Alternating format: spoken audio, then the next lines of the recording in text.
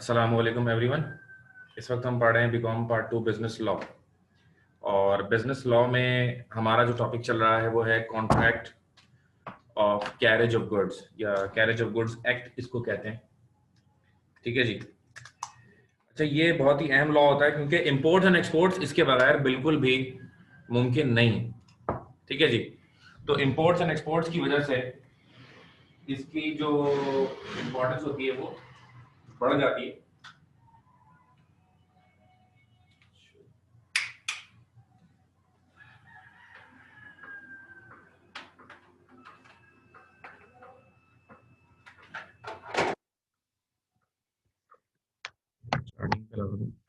हो गया। अच्छा, कैरियर्स में हमने क्या पढ़ा? Define carrier and explain the kinds of carrier, ये हमने पढ़ा था। Carrier and kinds of carrier हमने ये पूरा पढ़ा। ठीक है जी। प्राइवेट कैरियर, वॉलंटरी कैरियर, ये आज का हमारा पहला सवाल। तो बहुत ही इजी लिखा हुआ है इसके अंदर।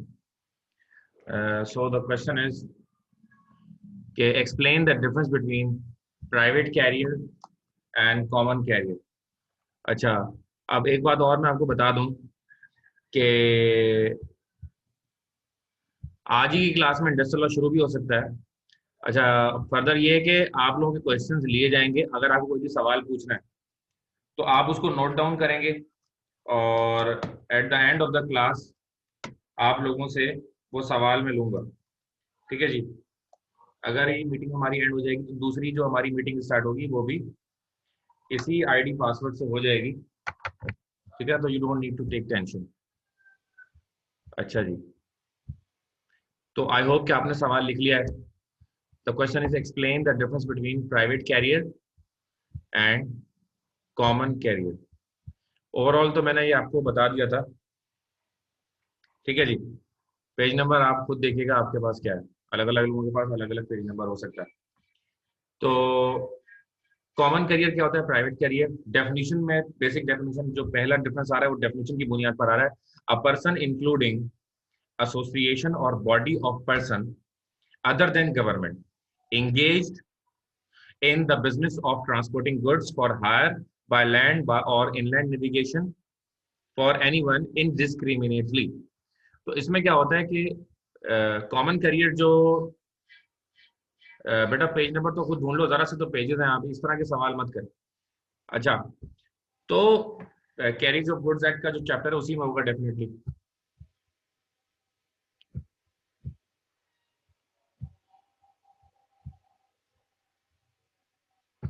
इसमें जो सबसे पहला ऑप्शन है वो क्या है कि बुनियादी तौर पर कॉमन करियर की खास बात यह है कि कोई भी उसके उसकी सर्विस अवेल कर सकता है। वो किसी को भी सर्विस देने से मना नहीं करता।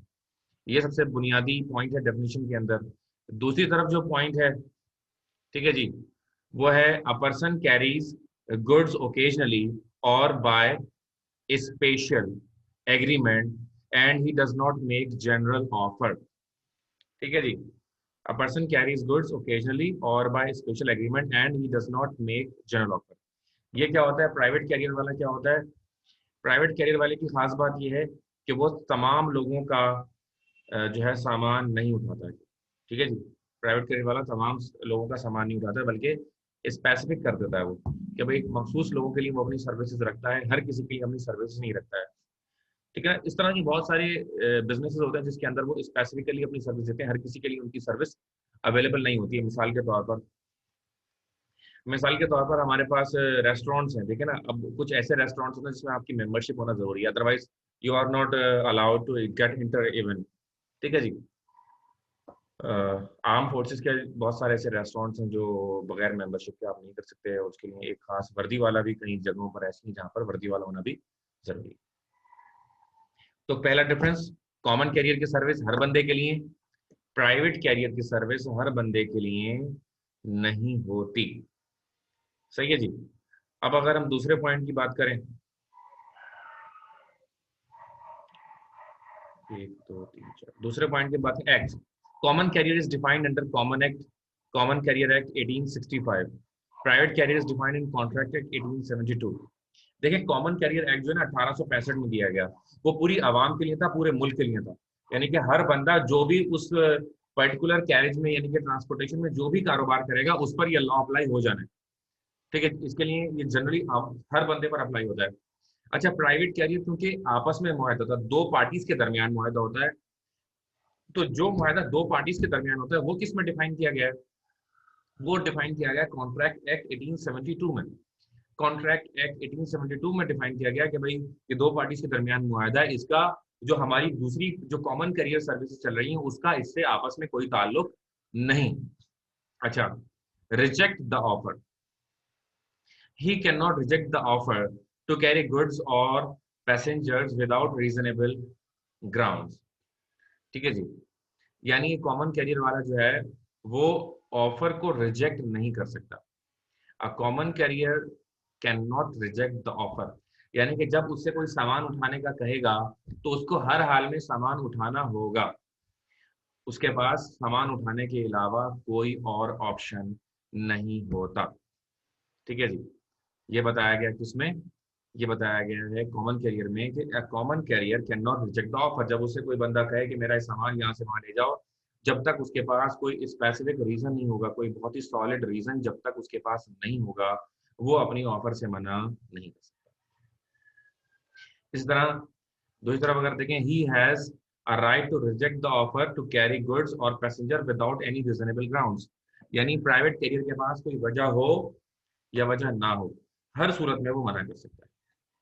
तो ये कह लें कि इसकी इसके पास ये प्लस पॉइंट होता है कि वो किसी भी सिचुएशन के अंदर वो मना कर सकता है। ठीक है ना, चाहे उसके पास सर्विसेज अवेलेबल हो या नहीं हो, जगह हो या नहीं हो, सिर्फ अगर उसका दिल ही नहीं चाह रहा है कि वो किसी की सर्विस लेकर जाए, तो सिर्फ दिल के ना चाहने की वजह से भी वो सर्विसेज देने से मना कर सकता है। ठीक है जी, ये बताया गया इसके अंदर। आगे चलते हैं। लायबल फॉर डैमेजेस, ही नंबर 4 है जी, he is liable for damages. Common carrier क्या है? वो लायबल है फॉर डैमेजेस। अगर कोई इस पॉइंट पे पढ़ो, ये देख रहे हैं ना कि liable for damages is liable for loss और damages for the refusal to carry goods upon an offer of higher.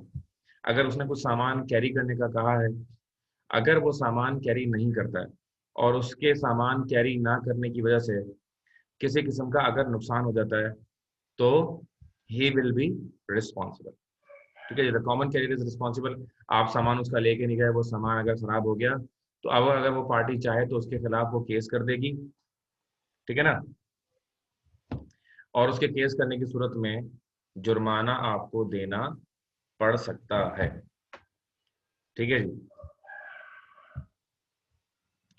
Nature. अच्छा, liable for damage, he is not liable for damages for the refusal to carry goods upon an offer of hire. यानी private carrier में क्या है? Private carrier में ये है कि अगर आपने प्राइवेट कैरियर में मना कर दिया है सामान कैरी करने से, और आपके मना करने से अगर उसको नुकसान हो गया है, तो he is not liable. A private carrier is not liable in any case. किसी भी सूरत में प्राइवेट कैरियर लायबल नहीं होता है। ठीक है,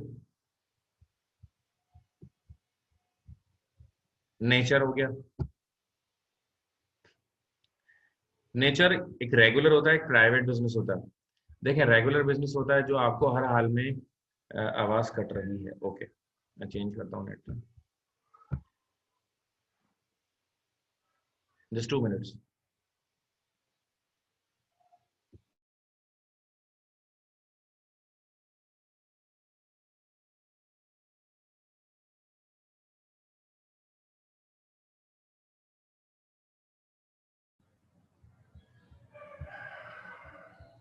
असल में डिवाइस चेंज की है मैंने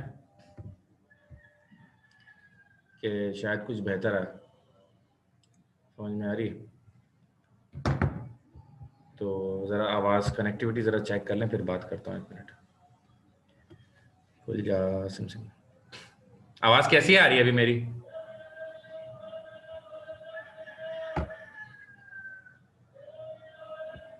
आई होप अब बेहतर आ रही हो।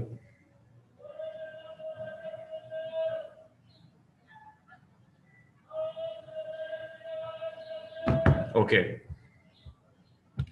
तो nature common carrier must do work as regular business, यानी जो कॉमन कैरियर होता है वो अपना रेगुलर बिजनेस के तौर पर, हाँ नेचर से मैं स्टार्ट कर रहा हूँ कि कॉमन कैरियर जो होता है वो अपना जो बिजनेस कर रहा होता है वो रेगुलर बिजनेस यानी कि 12 महीने बिजनेस करता है। ठीक है जी, नेचर में कॉमन कैरियर वाला 12 महीने बिजनेस करता है। ऐसा नहीं होता कि वो 6 महीने करे और 6 महीने वो बंद कर दे, दिस इज नॉट पॉसिबल। ठीक है जी। ऑन द अदर हैंड जो दूसरा हमारा बिजनेस होता है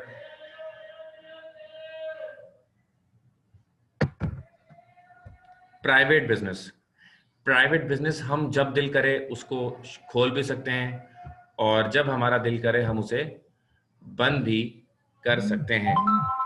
प्राइवेट बिजनेस में ये ऑप्शन होता है कि whenever you want you can start the business and whenever you want you can finish the business। ठीक है जी।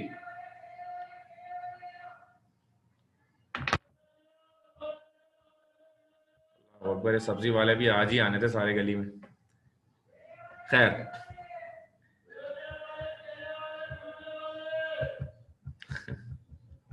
Private carrier does work as casual occupation.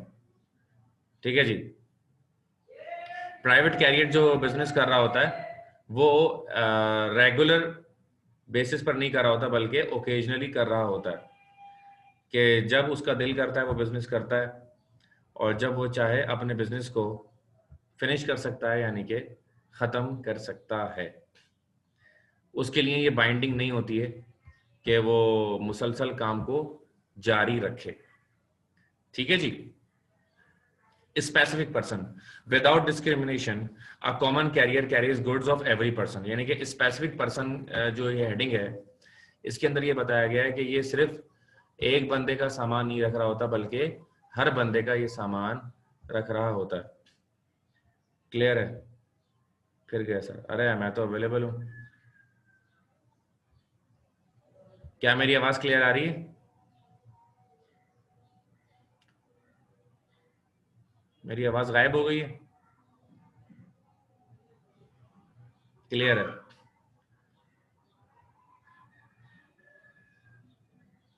Sir आ रही है क्लियर? हाँ, मैंने असल में अभी डिवाइस चेंज हुई है, मैंने डिवाइस चेंज की है तो इसके सिग्नल मुझे स्ट्रांग लगे तो मैंने इसलिए, अब आई होप सो के, हाँ अब नहीं होगी, अब नहीं होगी, डोंट वरी, मैंने कर दिया इसका काम ना। अच्छा जी, स्पेसिफिक पर्सन, स्पेसिफिक पर्सन मतलब without discrimination a common carrier carries the goods of every person, यानी कि हर बंदे का सामान वो उठाएगा, किसी बंदे को मना नहीं करेगा, यानी कि ये स्पेसिफिक पर्सन के लिए कॉमन कैरियर की सर्विस नहीं होती। जबकि प्राइवेट कैरियर की जो सर्विस होती है वो स्पेसिफिक पर्संस के लिए होती है, हर बंदे के लिए नहीं होती। मिसाल के तौर पर जिस तरह आप टैक्सी हायर करते हैं, जब आपने टैक्सी हायर कर ली और अगर कोई बंदा उसको रास्ते में रोक के बोलेगा यार जगह मौजूद है मुझे भी ले चलो, तो वो टैक्सी वाला क्या करेगा? वो टैक्सी वाला डेफिनेटली मना कर देगा, वो किसी और को उसमें साथ में अपने लेकर नहीं जाएगा। इस तरह नेक्स्ट है सूट फॉर लॉस। सूट किसे कहते हैं? सूट कहते हैं जी जब आप किसी के ऊपर केस करते हैं। अच्छा, in case of common carrier, if a passenger suffer loss due to refusal of common carrier without proper reason, he can be sued and responsible for loss। यानी अगर आप चाहें, कॉमन करियर वाले ने आपको मना कर दिया आपका सामान ले जाने से, तो आप उसके खिलाफ क्या करेंगे? You will definitely file a suit. आप उसके खिलाफ आसानी से केस कर सकते हैं। ये केस आप किस में कर सकते हैं? ये सिर्फ आप केस कर सकते हैं कॉमन करियर में, प्राइवेट करियर में आप ऐसा कोई केस नहीं कर सकते। ठीक है जी, तो this is the difference. Now the next is schedule. Schedule क्या होता है? A common career has a particular schedule of service, यानी कि जिस तरह पब्लिक ट्रांसपोर्ट होती है, आप जानते हैं पब्लिक ट्रांसपोर्ट में क्या होता है, पब्लिक ट्रांसपोर्ट का ना रूट पहले से डिसाइड होता है। मिसाल के तौर पर ये गुलशन चौरंगी है, गुलशन चौरंगी से ये चलेंगे, फिर ये फला जगह पर जाएंगे, फला जगह पर जाएंगे, ठीक है ना? तो इनका जो रूट होता है वो पहले से डिफाइन होता है और ये उसी रूट पर चलते रहते हैं। ठीक है जी। लेकिन ऐसा नहीं है कि आप इनको अपनी मर्जी से इनका रूट चेंज करें। मिसाल के तौर पर अगर कोई बस है जो नागन चौरंगी से गुलशन की तरफ जाती है, आप उस बस में बैठकर उसको बोले यार जरा बोर्ड ऑफिस ले चलो, तो वो बस वाला क्या करेगा? डेफिनेटली वो बस वाला आपको सिंपली मना कर देगा। इसी तरह से कॉमन करियर होता है। कॉमन करियर का पहले ही रोड जो होता है ना, वो शेड्यूल हुआ होता है कि भाई हमने इस रोड पर आपको सर्विस देनी है। अगर आपका सामान उस रोड पर जाएगा तो फिर तो वो आपको सर्विस देगा, लेकिन अगर आपका सामान उस रोड पर नहीं जा रहा है तो फिर आपको सर्विस नहीं दी जाएगी। आ रही बात समझ में? आपको सर्विस सिर्फ किस सूरत में मिलेगी? अगर आप जो है उस में आ रहे होंगे, उस पैराडाइम में आ रहे होंगे, उस जगह पर आ रहे होंगे, उस सर्किल में आ रहे होंगे, उस रूट पर आ रहे होंगे जहां पर कॉमन करियर की सर्विस अवेलेबल है, फिर तो आपको मिल जाएगी। लेकिन अगर उस रूट से हटके अगर आपको कहीं जाना है तो फिर आपके लिए कॉमन करियर की सर्विस अवेलेबल नहीं होगी। ठीक है ना? तो कॉमन करियर का जो रूट होता है वो शेड्यूल होता है, पहले से डिफाइन होता है, उसके अलावा वो किसी और जगह पर नहीं जाता है। जबकि प्राइवेट करियर तो अपनी गाड़ी है। अब जो मेरी अपनी गाड़ी है उसको तो मैं कहीं पर भी मोड़ सकता हूं, उसमें मुझे किसी से भी कुछ भी पूछने की जरूरत नहीं होती। Now the next is acting as other carriers, where a common carrier undertakes by special agreement to carry goods which he is not under an obligation to carry, he becomes a private carrier as to those goods. Acting as other carriers, where a common carrier undertakes the special agreement to carry goods which he is not under obligation to carry, he becomes private carrier. यानी कि जब भाई छुट्टी है, मिसाल के तौर पर इतवार के दिन छुट्टी है, अब वो गाड़ी जो पब्लिक कैरियर में चल रही थी, इतवार के दिन वही गाड़ी प्राइवेट कैरियर में भी चल सकती है। ठीक है जी? जैसा आप जानते हैं, ये लोग जो बड़ी बड़ी बसेस बुक करवाते हैं, एक बसेस का कॉमन करियर का रूट अलग होता है, लेकिन आप उसको प्राइवेट करियर में भी अलग से बुक करवा लेते हैं। बारात के लिए रात के लिए जो गाड़ियां बुक होती हैं, बसेस वगैरह, उसमें क्या होता है?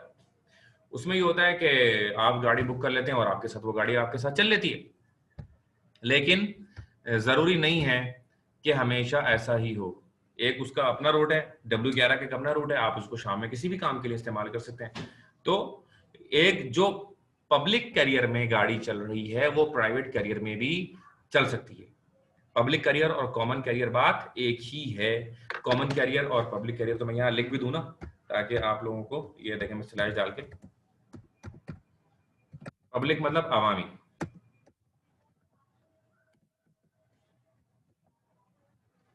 अच्छा जी ना। तो ये डिफरेंस हो गया। अगर आप में से किसी के पास नहीं है तो I am giving you this opportunity to you कि प्लीज इसको स्क्रीनशॉट ले लें। Difference between common carrier and private carrier, इसका स्क्रीनशॉट लेकर इसको याद कर लीजिएगा। बड़ा ही अहम सवाल है। कैरेज ऑफ गुड्स इस साल आएगा, बेलमेंट और एजेंसी, ये तीन टॉपिक हैं जो मैं आपको हाईली रिकमेंड कर रहा हूँ, जितना जल्दी हो सके इसकी जो है ना तैयारी आप कर लें। ठीक है? आई होप कि आपने लिख लिया, तो मैं ये स्क्रीनशॉट ले लिया होगा जिसको लेना है। मैं इसको आगे करता हूँ।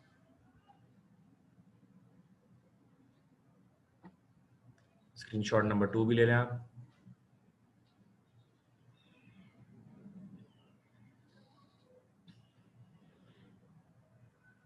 टेस्ट को गोली मारें, टेस्ट हो या ना हो, पेपर जरूर होंगे और पेपर फिजिकली होंगे।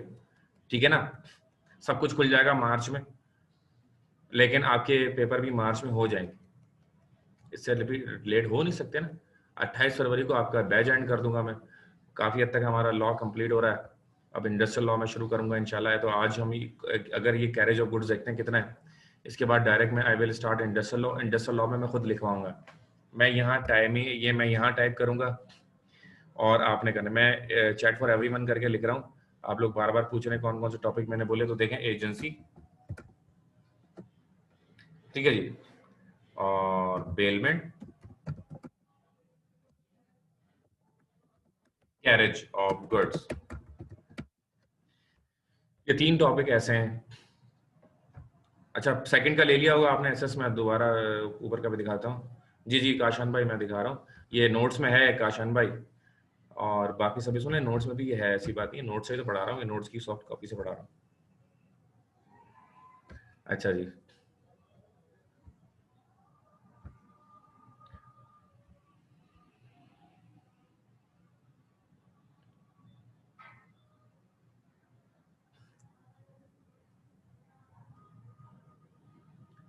जी बेटा जिनको बुक लेनी है वो खालिद महमूद चीमा बुक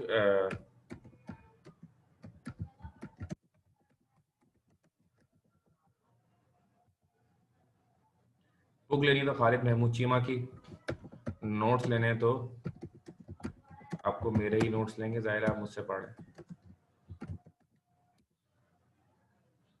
आपकी कोचिंग में जो नोट्स हैं वो मेरे ही हैं, तो आप वो नोट्स ले सकते हैं, ठीक है बेटा। बेस्ट क्या है, देखें आसिफ भाई ने एक सवाल किया है, बेस्ट क्या है, मैं इसका जवाब दे रहा हूँ कि द बेस्ट इज बोथ, कुछ नोट से करें कुछ इधर से करें।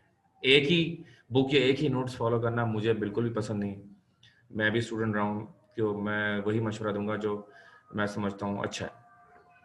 तो मेरे नज़दीक ये है कि आप मल्टीपल साइट से स्टडी करें और मुख्तलिफ देखें, हर बंदे का जवाब लिखने का आंसर तरीका अलग अलग होता है। आप कई जगहों पर पढ़ेंगे, कहीं से कुछ अच्छा लगेगा, कहीं से कुछ अच्छा लगेगा, वो आप करें। This is the best way. बेटा फाइनेंशियल इशू क्या होगा, 200 रुपए की बुक है, 200 रुपए के नोट्स हैं, 400 रुपए। तो मैं नहीं समझता कि अगर आप किसी कोचिंग की 2000 रुपए फीस दे रहे हैं तो 400 रुपए आपके लिए कोई भी फाइनेंशियल इशू होगा, मैं नहीं समझता इसको। और अगर 2 वक्त की रोटी मत खाओ, ये कर लो, भूखा रह लो 2 दिन, ये कर लो, मैं तो ये भी कहूंगा आपको, ठीक है जी। अब जितनी भी आपकी फीस है वो यहाँ पर डिस्कस ना करें। अच्छा, तो मैं बताना ही चाह रहा हूँ कि देखें ये कोई फाइनेंशियल इशू नहीं है, 200-400 का कोई फाइनेंशियल इशू नहीं होता, मैं इसको बिल्कुल भी नहीं मानता हूँ। अच्छा,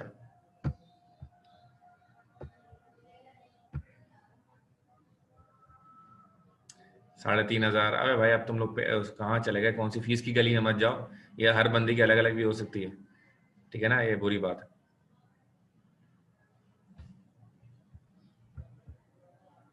अच्छा जी,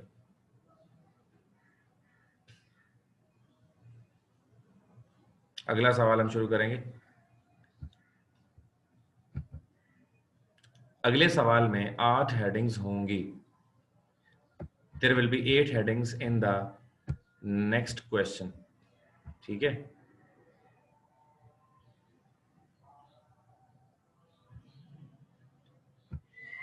there will be 8 headings in the next question. ये मैं क्वेश्चन लिख रहा हूं यहां पर, एक्सप्लेन द राइट्स ऑफ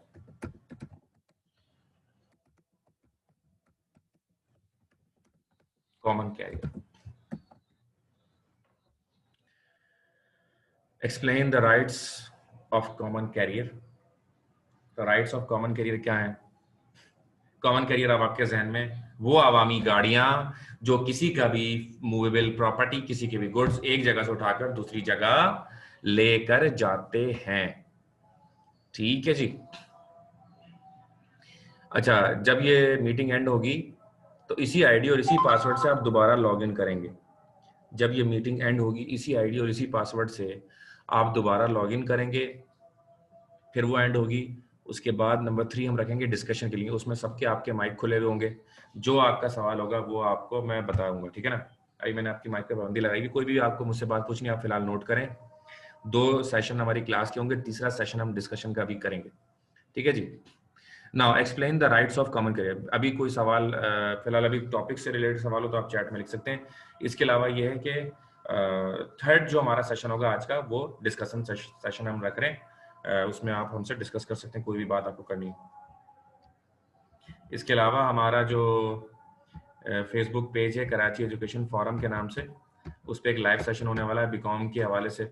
नामी गिरामी टीचर्स उसके अंदर होंगे, सर तौसीफ शाह होंगे, सर नदीम शाह होंगे, और मैं मेज़बानी करूंगा उस प्रोग्राम की। और भी टीचर्स हम शायद लें कि इस वक्त जो पेपर्स हैं वो कब होंगे, बच्चों को क्या करना चाहिए, डिग्री के हवाले से जो कन्फ्यूजन है वो क्या होंगी, आने वाले वक्तों में बीकॉम का क्या फ्यूचर है। इस तरह के बहुत सारे सवाल आपके जहन में, तो यूनिवर्सिटी से भी हम एक नुमाइंदा लेंगे, एक हम प्रोग्राम करने वाले हैं इसके ऊपर।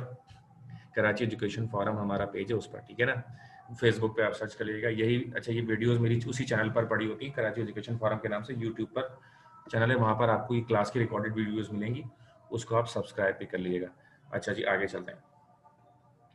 तो राइट्स ऑफ कॉमन करियर कि भाई एक बंदा जो बिजनेस कर रहा है, रेगुलर बिजनेस रोजाना की बुनियाद पर, उसके क्या क्या राइट्स हैं। Number 1, right to receive charges. देखें, अगर आपने सुना ना वो बड़ा मशहूर मुहावरा है कि अगर गधा घास से दोस्ती कर लेगा तो क्या खाएगा। अगर गधा कहाँ से दोस्ती कर लेगा तो क्या खाएगा? डेफिनेटली भाई, हम जो बिजनेस कर रहे हैं, हम जो काम कर रहे हैं, उसी के तो हमें पैसे मिलते हैं, उसी से हमारा घर चलता है। तो जो बंदा कॉमन कैरियर में सामान लेकर ट्रैवल कर रहा है, तो सबसे बड़ा उसका राइट ये है कि वो जो उसके चार्जेस बनते हैं वो आपसे वो चार्जेस मांगेगा। ठीक है जी, जो उसके चार्जेस बनते हैं वो उसके चार्जेस मांगेगा। तो right to receive charges, a common carrier has a right to receive the charges which is incurred by him for providing the service. If there is no agreement regarding carriage charges, then it should be according to market trends or customs. देखिए इसमें दो बातें की गई। देखें, पैसे जो charges होते हैं वो दो तरह से हो सकते हैं। एक जो अवामी चार्जेस होते हैं, यानी कि एक पूरा जो है ना चल रहा होता है, भाई गधा दोस्ती कर लेगा तो गधा क्या खाएगा, गधे पे भी तो हो सकती है। अब ये क्या घोड़े गधे में आप लोग चढ़ जाते हैं यार, कसम से। सर बुक से भी याद कर सकते हैं जी, बिल्कुल रिजवाना बाजी, बिल्कुल आप जो है वो बुक से भी याद कर सकती हैं। ठीक है, timing of meeting about discussion of BCom. अच्छा यार, बताते हैं, सबर सबर। राइट टू रिसीव चार्जेस क्या है?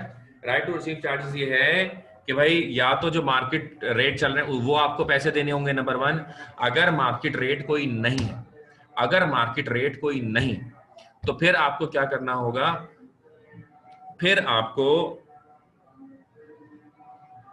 एग्रीमेंट के हिसाब से देने होंगे, जो भी है आप एग्रीमेंट कम या ज्यादा कर सकते हैं। ठीक है जी। Number two, right to retain goods. The common carrier has a right to retain goods and refuse to deliver the goods before the payment of his charges. इसको मैं पहली हेडिंग पूरी आएगी, मैं इसको शॉर्ट कर रहा हूं, तो आप के पास नोट्स हैं तो आप उसमें शॉर्ट करेंगे, नहीं है तो स्क्रीनशॉट आप लेंगे, उसमें आप क्या ये हाईलाइट हुआ हुआ आ जाएगा। पहली हेडिंग पूरी है तो मैं उसको पूरे को हाईलाइट कर दूं, नहीं तो आप कंफ्यूज हो जाएंगे। ठीक है जी। तो राइट टू रिसीव चार्जेस पूरी हेडिंग होगी।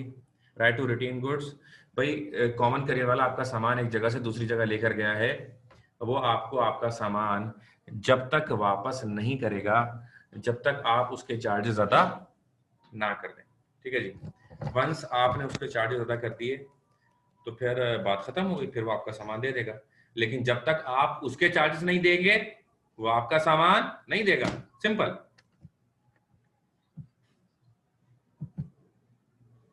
Number 3, right to receive advance payment. A common carrier has a right to receive advance payment of the service rendered by him, but it is necessary that it must be decided by both the parties at the time of formation of contract. भाई देखें, अब मैं बहुत ज्यादा सामान लेकर जा रहा हूं, एक कंटेनर लेकर जिसमें 26 व्हील होते हैं। अब जो उसकी पेट्रोल का जो मुंह होता है ना, वो इतना बड़ा होता है, भर भर के वो पेट्रोल या डीजल वो पी रहा है, पी रहा है, पी रहा है, पी रहा है। अब डीजल महंगा है, पेट्रोल महंगा है, उसकी कॉस्ट है। और फिर सामान लोडिंग एंड अनलोडिंग। अब 4, 10, 12, 15 मजदूर वो सामान एक जगह से दूसरी जगह लेकर जाएंगे। ठीक है जी। तो इसमें क्या हो जाएगा कि आपने देखना होता है कि भाई आपको कितने पैसे देंगे। अब ये क्या होता है, ये अभी सामान चढ़ नहीं रहा है, अभी काम शुरू ही नहीं हुआ। बेसिकली कॉमन कैरियर वाला और जो कस्टमर है उसका क्लाइंट है, उन दोनों के दरमियान एक मुआहिदा होगा। They will decide in advance, वो पहले से ही आपस में डिसाइड करेंगे कि कितना एडवांस देना है, कितनी पेमेंट कब करनी। अमूमन क्या होता है, अमूमन 40% एडवांस होता है और 60% कब होता है कि जैसे ही ट्रक जाकर आपकी जगह पर लगेगा, सामान बाद में उतरेगा, पहले उसके पैसे दिए जाएंगे। 60% कब दिया जाएगा, ट्रक खोला जाएगा, सामान चेक किया जाएगा, ट्रक को बंद किया जाएगा, पैसे दिए जाएंगे, फिर ट्रक खोला जाएगा और सामान उतारा जाएगा। तो ये इसका तरीकाकार होता है। ठीक है जी। तो right to receive advance payment आपने सुन लिया कि उसका हक है। अच्छा, इसमें जो लिखा हुआ है इसमें कुछ भी शॉर्ट क्योंकि नहीं हो सकता, तो ये हेडिंग भी जनाबे वाला पूरी है। Right to store goods. If the goods are not perishable nature, the consignee refuse to accept the delivery of goods, then the common carrier has a right to store the goods. ठीक है जी। He can claim the expenses incurred by him for the storage of goods. अच्छा, इसमें भी कोई ऐसी बात नहीं जिसको, इसमें भी कोई ऐसी बात नहीं है जिसको शॉर्ट किया जा सके, इसलिए ये भी पूरा होगा। टोटल राइट्स कितने लिखेंगे जी? टोटल जो नंबर ऑफ राइट्स आप लिखेंगे वो 8 होंगे, ठीक है ना। तो राइट टू स्टोर गुड्स क्या है भाई? मैंने सामान बेचा कराची से ना, एक ट्रक में मैंने सामान भेज दिया, सामान मैंने यहाँ से भेज दिया, सामान जहाँ जाना था लाहौर, लाहौर में जब सामान पहुंचा, अब उस सामने वाले बंदे ने सामान लेने से इनकार कर दिया।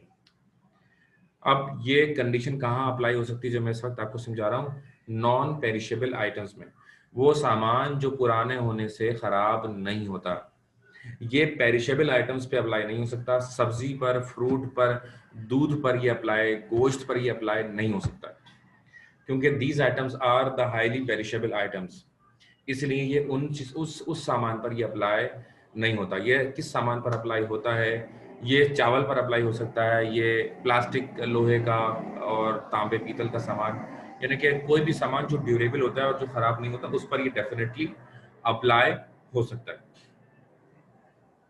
ठीक है जी। तो right to store the goods है, अगर भाई सामान मैंने भेजा, लाहौर वाले ने बोला नहीं भाई मैं तो एक्सेप्ट ही नहीं कर रहा, अब वो बंदा ट्रक कहाँ लेके जाएगा इतना बड़ा? तो मुझे फोन करेगा, हाँ भाई मैं सामान मेरे पास ही, आप सामान को वापस ले लें।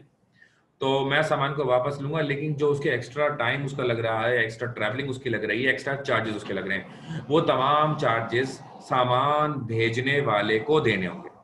जिसने वो सामान भेजा था उसे वो तमाम चार्जेस देने होंगे, ठीक है जी। 2 मिनट से भी कम टाइम रह गया है। पेरिशेबल मीन्स बता दें सर? पेरिशेबल मीन्स बेटा होता है वो सामान जो जल्दी खराब हो जाएगा। अगर दूध को आप रखेंगे तो वो फट जाएगा, टमाटर रखेंगे वो सुकड़ने लगेंगे, पत्तों वाली सब्जी होती है वो फौरन खराब होना शुरू हो जाती हैं, ठीक है जी। तो वो तमाम चीजें क्या हैं? वो तमाम चीजें जो हैं वो पेरिशेबल कहलाती हैं, जो खराब हो जाती हैं, जल्दी खराब होने वाली। गोश्त होता है, आपको पता है, आप मछली लेके 2 घंटे रख दें ऐसी बगैर फ्रिज के, वो खराब हो जाएगी मछली, 2 से 3 घंटे 4 घंटे में वो मछली खराब हो जाती है। तो ये इसमें बताएगा राइट टू स्टोर गुड्स में। अच्छा, पेरिशेबल होंगे तो वहां पे क्या होगा? ये भी तो आपका सवाल बनता है ना, आपको करना चाहिए कि सर अगर पेरिशेबल आइटम्स होंगे तो फिर वो ट्रक वाला क्या करेगा? फिर ट्रक वाला ये करेगा कि जिसने सामान भेजा था उसको फोन करके बोलेगा, साहब जी ये सामान है, आप बताएं इसका मैं क्या करूं। तो जैसा वो कहेगा उसकी डायरेक्शंस पर वो अमल करेगा और उस पर जो है अमल करेगा और बस खत्म, उसके चार्जेस लेगा। जाहिर है कि अगर आप किसी बंदे से अपनी इशारों पर आपसे काम करवाएंगे तो उसके चार्जेस लेने पड़ेंगे। खैर बेटा, ये मैं जो थर्ड हमारा सेशन होगा, अभी ये मीटिंग 1 मिनट रह गया है, ठीक है जी। इसके बाद आपने दोबारा आना है। थर्ड सेशन मेरा अभी होगा, उसमें मैं आपको सारी इसकी डिटेल्स बताऊंगा। मैंने एग्जामिनेशन सेक्शन में कराची यूनिवर्सिटी में बात की ताकि हमारे बच्चों को जो है चीजें क्लियर हों, ठीक है ना। अभी इसी आईडी और इसी पासवर्ड से आप लॉग इन करेंगे, मैं दोबारा, ठीक है जी, मैं दोबारा बता रहा हूँ। You will have to log in with the same ID and same password. Log in again.